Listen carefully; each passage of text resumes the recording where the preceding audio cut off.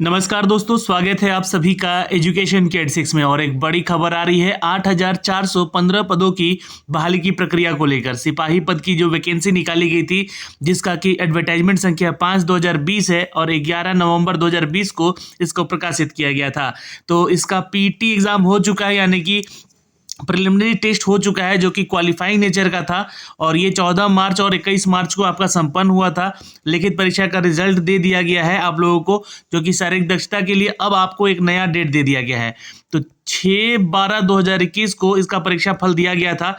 जी हाँ, और यहाँ पे अब आपको पीईटी यानी कि फिजिकल इफिशियंसी टेस्ट को लेकर 28 जनवरी डेट घोषित किया गया है आयोजन करने का।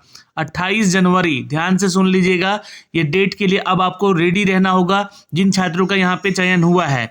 तो बिहार पुलिस के टैब पर जाके आप ये नोटिफिकेशन देख सकते हैं। और जो अभ्यर्थी किसी कारणवश अपना ई एडमिट कार्ड डाउनलोड नहीं कर सकेगा, यह 24 जनवरी से लेकर 25 जनवरी तक केंद्रीय चयन पर्षद के ऑफिशियल यहाँ पे ऑफिस में जाके अपना डुप्लीकेट ई एडमिट कार्ड बनवा लेगा। जी हाँ, सुबह 10 बजे से लेकर शाम के 5 बजे तक। ध्यान में रखिएगा, स्पष्ट किया जाता है कि कोई भी प्रवेश पत्र डाक द्वारा प्रेषित नहीं किया जाएगा। तो वो थोड़ा सा दलाल लोगों से बच के रहिएगा। और देखिए, मैं जिन लोगों का चयन हुआ है और उनका चयन कहीं गलत तरीके से हो रहा है, तो उनको मैं एक संदेश देना चाहूँगा कि आप लोग भी सचेत रहें। ऐसा नहीं है कि आपका कोई पीटी एग्ज़ाम दे दिया हो और आपको फिजिकल जब देने की बारी आएगी, यानी कि पीटी देने की जब बारी आएगी, तो वो दौड़ेगा। दौड़ना आप ही को पड़ेगा। और जहाँ पे थंब इम्प्रेशन मिलाना शुरू किया जाएगा, तो जिस तरह से बिहार एसएससी में बहुत सारे लोग पकड़े जा रहे हैं, वहाँ भी बहुत सारे लोग पकड़े जाने की संभावनाएं बताई जा रही हैं। तो इस बार भी ये अपडेट होगा। जी हाँ, और चयनित अभ्यर्थियों को यहाँ पे पीटी देने का जो तिथि और समय है, वो आपके प्रवेश पत्र पर दिया जाएगा।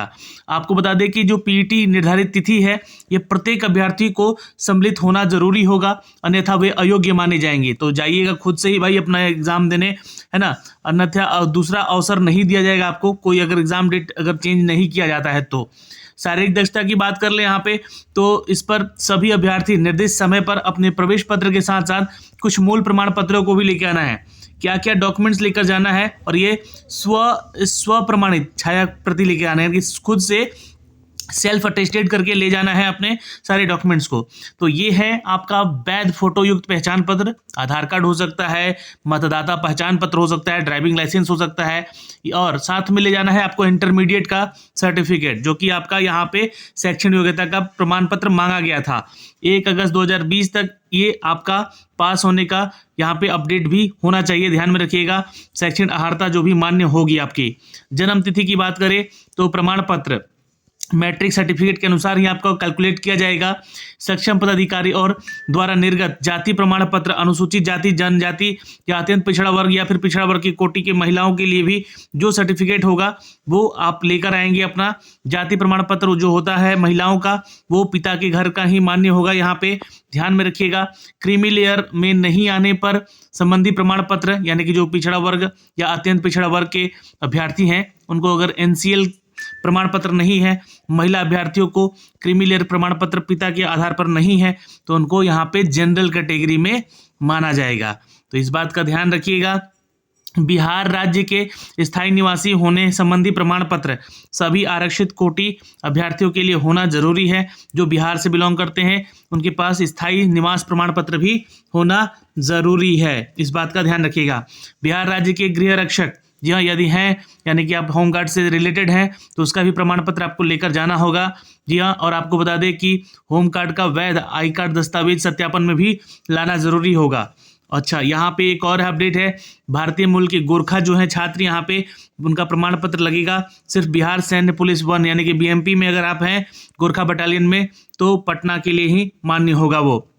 यहाँ पे देखिएगा, बिहार राज्य के स्वतंत्रता सेनानी के अगर नाती पोता पोती हैं, तो उसके संबंधी भी आपको डॉक्यूमेंट्स लगेगा। जो छात्र ईडब्ल्यूएस कैटेगरी से आते हैं, तो उनका भी ये सर्टिफिकेट लगेगा, अन्यथा उनको अमान्य घोषित किया जाएगा या फिर उनको जनरल कैटेगरी में शामिल कर दिया जाएगा। और जनरल कैटेगरी से फिर आपका कट ऑफ भी चेक किया जाएगा भाई, जो कि पीटी का है। तो आप वहाँ से फेल होते हैं तो फिर आपका यहाँ से बाहर हो सकते हैं। कोविड-19 को लेकर वैक्सीनेशन की बात की जाए तो यहाँ पे आपको पहले तो जिन अभ्यर्थियों को कोरोना संक्रमण के लक्षण हो जाएंगे उनको पीईटी में भाग नहीं लेने दिया जाएगा और कोरोना संक्रमण को ध्यान में रखते हुए सोशल डिस्टेंसिंग का पालन करेंगे। आवश्यक रूप से अपने साथ किसी को ना लाएं, मास्क पहन कर रखेंगे, हैंड सैनिटाइजर, खाद्य पदार्थ, पेयजल खुद का लेकर जाएंगे और सभी योग्य उम्मीदवारों को विज्ञापन संख्या 5/2020 में वर्णित सभी प्रावधानों को पूरा करना अनिवार्य होगा। अर्थात यहाँ पे अर्हता उनकी किसी भी आधार पर किसी भी चरण में, जी हाँ याद रखेंगे, उनकी मान्यता यहाँ पे रद्द हो सकती है या अपात्र घोषित किया जा सकता है। तो ये एक बड़ा अपडेट है दोस्तों। 28 जनवरी डेट रखा गया है और आपके पीईटी का यानी कि फिजिकल एफिशिएंसी टेस्ट का, तो ये आप चेक कर सकते हैं जाके ऑफिशियल वेबसाइट से, जो कि आयोजित किया जाएगा आपका यहाँ पे, और आपके एडमिट कार्ड पे ही आपको एड्रेस मेंशन भी किया जाएगा। लेकिन पात्रता है क्या, एक झलक उसको भी हम लोग देख लेते हैं। तो ये है इसका विज्ञापन जो कि आपको प्रदर्शित किया गया था दोस्तों जब इसका नोटिफिकेशन आउट किया गया था। एडवर्टाइजमेंट संख्या देख सकते हैं 5/2020 का।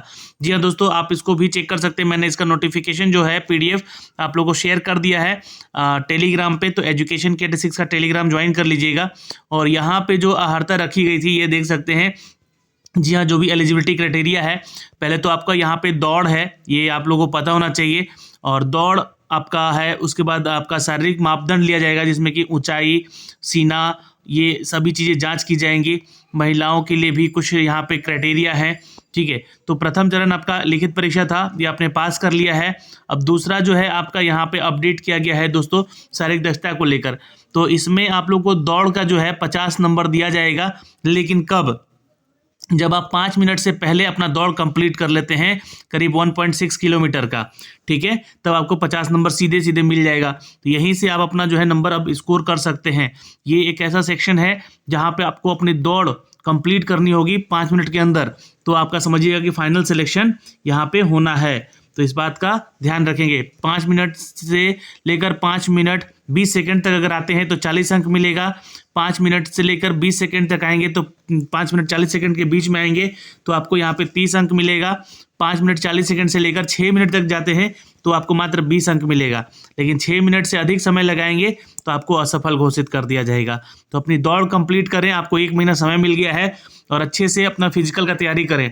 और सावधानीपूर्वक, ठंड भी है तो ऐसा ना हो कि आपने कहीं चोट लगा लें, तो दिक्कत यहाँ पे ये भी हो जाएगी। दूसरा अपडेट है यहाँ पे दोस्तों, महिलाओं के लिए ध्यान में रखिएगा।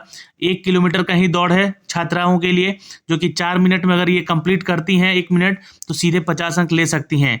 4 मिनट से लेकर 4 मिनट 20 सेकंड लगाती हैं तो 40 अंक मिलेगा। वहीं पे 4 मिनट 40 सेकंड तक जाती हैं तो 30 अंक मिलेगा। फिर 5 मिनट तक अगर आती हैं तो 20 अंक ही मिलेगा। और यहाँ पर महिलाओं को अयोग्य घोषित किया जाएगा जब वो 5 मिनट से अधिक समय लगाती हैं। तो ये उनके लिए है क्राइटेरिया, यहाँ पे ध्यान रखेंगे। गोला फेंक की बात करें, यहाँ पे दूसरा क्राइटेरिया यहाँ पे 25 अंक का है, जो 50 और 25 75 हो जाएंगे। 16 पाउंड का ये गोला फेंकना होगा उनको, जी हाँ। और ये कितने फीट तक फेंकना है, तो यहाँ पे सबसे अधिक अंक मिलेगा। अगर आप 20 फीट फेंक देते हैं उससे ज़्यादा तो सीधे 25 अंक मिल जाएगा आपको।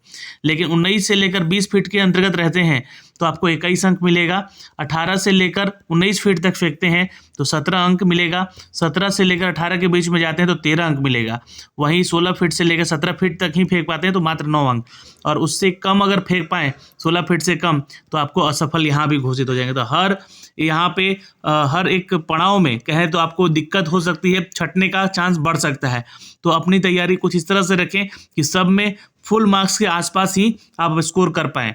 महिलाओं के लिए यही जो क्राइटेरिया है 12 पाउंड का रहेगा गोला उनका, जो कि इनको 25 अंक तभी मिलेगा जब 16 फीट से ज़्यादा वो फेंक देंगी। 16 फीट से कम रहेगा यानी कि 15 से 16 के बीच में रहेगा तो 21 अंक, और 14 से 15 के बीच में है तो 17 अंक। 13 से 14 फीट फेंकती हैं तो 13 अंक, और 12 से 13 फीट फेंकती हैं तो 9 अंक। लेकिन अगर 12 फीट से कम फेंकेंगी तो उनको असफल घोषित कर दिया जाएगा। यहाँ पे ऊंची कूद भी है तो 25 अंक यहाँ भी, तो 25, 50 और 25 यानी कि 100 अंक यहाँ से कंप्लीट हो जाएंगे। तो अब यहाँ पे 5 फीट अगर पुरुष छात्र जंप करते हैं तो सीधे 25 अंक मिल जाएगा। लेकिन यहाँ पे 4 फीट बाउंड्री लाइन है, 13 अंक उनको मिल सकता है। तो ये ध्यान में रखिएगा, 4 फीट 4 इंच कूदते हैं तो 17 अंक, और 4 फीट 4 इंच कूदते हैं 8 इंच कूदते हैं तो 21 अंक मिल सकता है। तो यहाँ तक आने का प्रयास करें कम से कम, अगर ये नहीं हो पा रहा है तो अभी भी समय है ये 5 फीट जंप करने का। जी हाँ, अपना लक्ष्य थोड़ा सा बढ़ाएं, ठीक है, नहीं तो असफल घोषित कर दिए जाएंगे अगर 4 फीट से कम आप जंप कर पाते हैं तो। महिलाओं के लिए यही न्यूनतम ऊंचाई जो है 3 फीट की होगी, यहाँ पे देख सकते हैं, और 4 फीट अगर वो जंप कर पाती हैं तो उनको सीधे 25 अंक मिल जाएगा।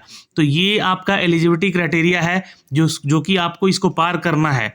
और ये जो है आप पुरुषों के लिए 6 मिनट और महिलाओं के लिए 5 मिनट यहाँ पे रखा गया है समय दौड़ के लिए।